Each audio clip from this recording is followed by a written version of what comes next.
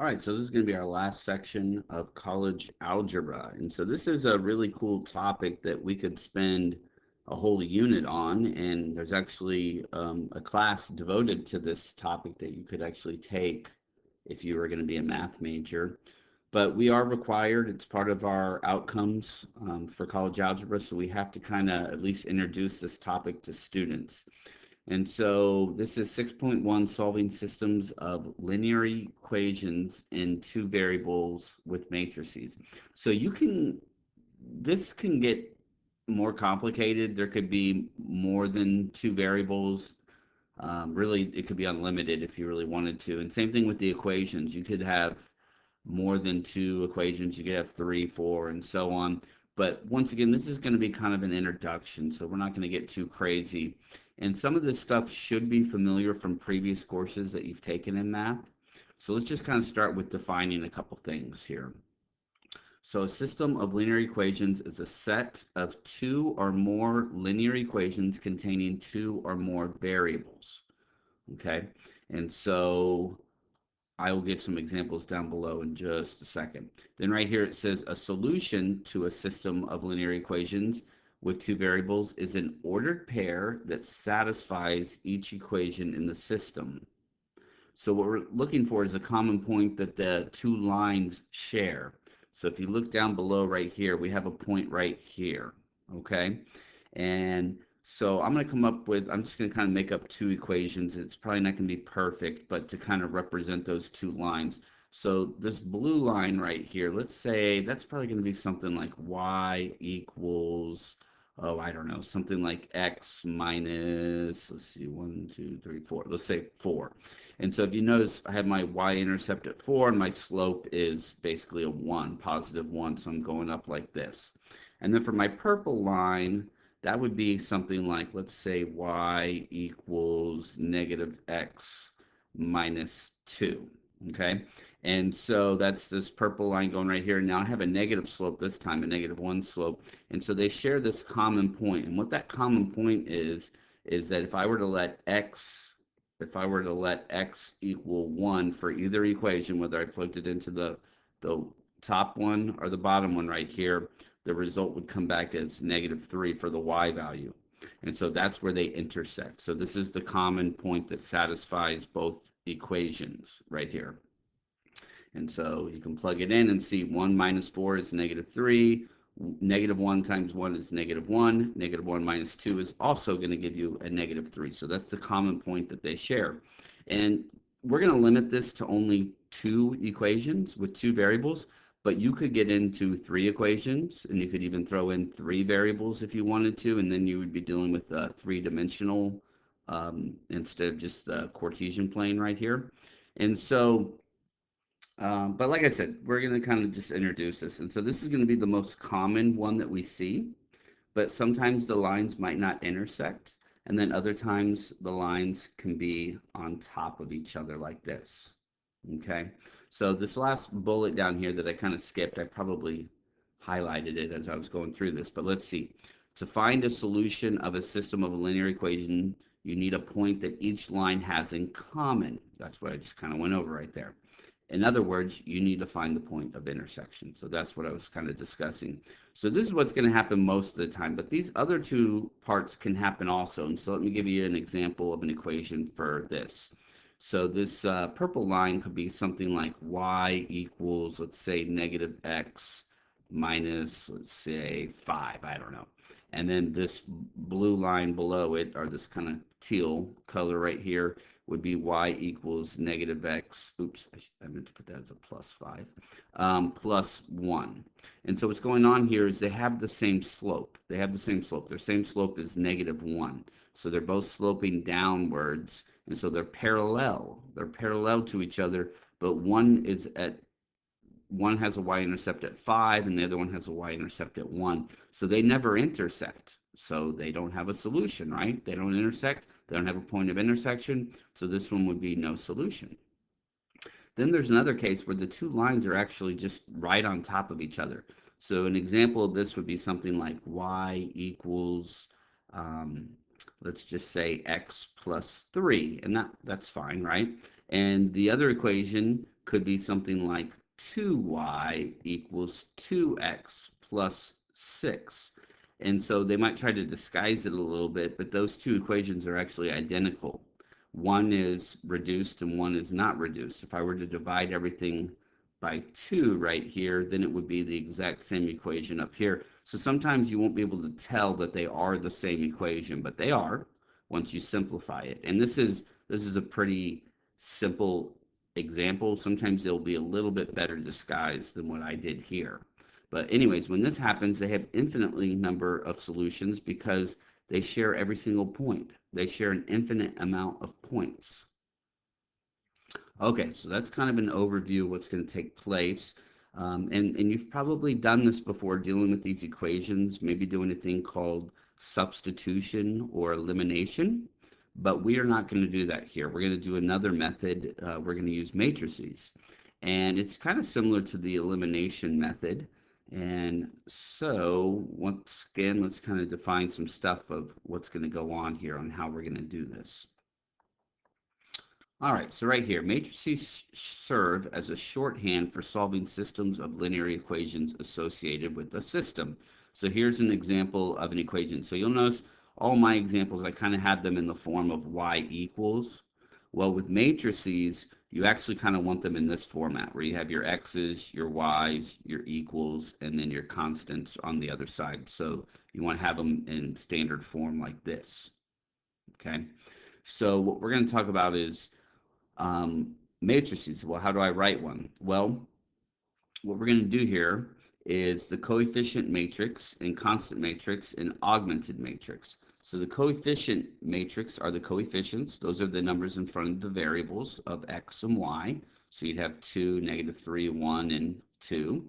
And then the constant matrix would be the 5 and the -3. But what we're going to typically do is this thing called right here an augmented matrix.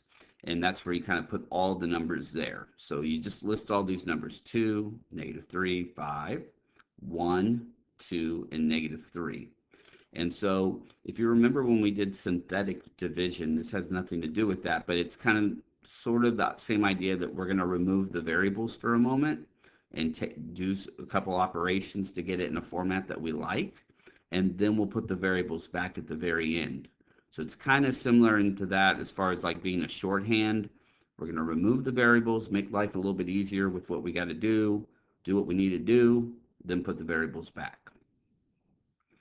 So right here, let's see, note that the augmented matrix is just the coefficient matrix augmented by the constant matrix. So that's what we're going to deal with mostly right here. The vertical bar is included only as a visual aid to separate the coefficients from the constant terms. The augmented matrix contains all the essential information about the linear system, everything but the name of the variables. So once again, we removed the x's and the y's. Now what you're going to notice as I move forward, I kind of developed these notes from a couple different books. And some books like to use x and y, and some books will use x sub 1, x sub 2 instead of using x and y. And so that's what you're going to kind of see moving forward. But this would be kind of like your x column, your y column, but we're going to have them listed as x sub 1 and x sub 2. So just kind of be aware of that. All right, so let's go ahead and write these in augmented matrix form. All right, so what we got here, let's see, is we're going to put these little brackets here, and we're just going to have a 3, a 5, an 8, a 2, a -4, and a -7. So if you have a minus with it, you need to take that sign with it. And that's it. That's my augmented matrix. Okay. When you look at the next one, let's see, my top, these are rows, these are columns going vertical, rows go horizontal. My first row would be a 5, and then I have an understood -1 right here, and then 10. And then on bottom, if you're missing anything, basically it's understood as being 0. So you have a 0 here, a 3 here, and then a 21 here. Okay, so hopefully not too bad. All we're doing is rewriting the numbers and removing the variables. Okay, so next, this is the part that is probably going to be new to you. It's going to be doing this thing called row operations. So we have operations that will produce rows that are equivalent. And so some of them are pretty easy to understand. So what you can do, the first one is two rows are interchangeable. You can just switch the rows. I can switch these. So if you look at my first example on 23, and this is the notation we use. So R run one, this would be my row one, this would be my row two right here. I'm just going to interchange them. So my new matrix would be a 1, a -3, a 5, and then row 1 is going to switch to the bottom, 2, -4, and 6. No big deal. So you can just switch your two rows. Okay. The next one right here, a row is multiplied by a non-zero constant. So what I can do here is multiply a row by something other than 0 and then replace it with that new row right there. And so looking at number 25 right here, I'm going to take row 2 and multiply all the components in here by 2, and that will be my new row 2. Now notice this time I just have a single arrow here. This is going to replace this. This is going to replace this. Here I had double arrows just showing the exchange. So on this one right here, so my first row stays the same. Nothing changed here. All that's the same. Now my second row, row 2, everything gets multiplied by 2. So 1 times 2 is 2. -3 times 2 is -6. 5 times 2 is 10. And that's my new row. Okay, now in case you're wondering, well, how can I do that, right? Well, think about this. We all agree that 4 quarters is equal to $1, right? Well, if I were to multiply everything by, let's say, 2, then I'd have 8 quarters is equal to $2. And that's still a true statement, right? And so that's what I did here. I multiplied everything by 2. It's still going to be a true statement for that equation that exists. Okay, the last one is the one that's going to be a little tricky. It's not super difficult, but it's kind of hard for students sometimes to wrap their heads around this one, but it's not too bad. So what we're going to do is basically you can multiply any row by something and then add it to a new row and then replace it to that row. But you have whatever row you're adding it to, that's the row that's going to get replaced. Okay? And so once again, let's look at an example. So right here, this one basically is saying we're going to take row 1, add it with row 2, and then that's going to be my new row 1. So basically you're going to add the two rows together right here, the components for each vertical column right here, and then replace row 1. So row 1's getting replaced. Nothing's going to happen to row 2. So if you want to, just go ahead and write down row 2 now. So we'll go ahead and write down row 2. So row 1 is what's going to be changed. Row 1 is going to be the two rows added together. And so what we're going to have here is 1 plus 2, that would become a 3 up here. -3 plus -4, that would be a -7 right here. 5 plus 6 is 11. So what I did was I added row 1 and row 2 together, the columns, okay, because those are where the like terms are, because these are the x1 column, the x2 column, and the constant column. So they're like terms, so I could add them together, and that's what I did, and that replaced my row 1 right here. Okay, I know it's kind of weird, and you're going to get to see a couple more examples of this. So let's look at 29. So 29, actually, that's going to kind of be more like 25 right here, but that's okay.